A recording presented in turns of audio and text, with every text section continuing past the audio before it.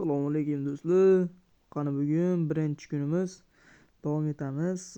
Uy qurishni boshlaymiz. Birinchi ishda nimadan boshlaymiz? To'g'risi bilmadim. Uyni bezashdan boshlamoqchiman men. Qani ketdi. Birinchi o'rinda o't o'rnida qarsini olamiz.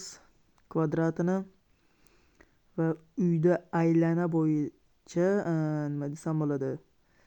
Aylana bo'yicha xullas terib chiqamiz buni. Chiroylik uchun, bezak berish uchun. Ag'iga, bag'iga qo'yamiz.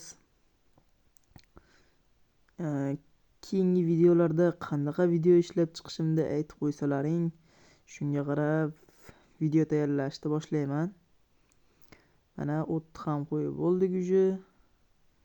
Juda ham chiroyli chiqdi degan umiddaman, yana bilmadim. Demak, keyingi ishimiz uyda ichiga va sirtiga svit qo'yish kerak. Birinchi o'rinda ichiga kirib, devonlarni joylashtirib chiqamiz.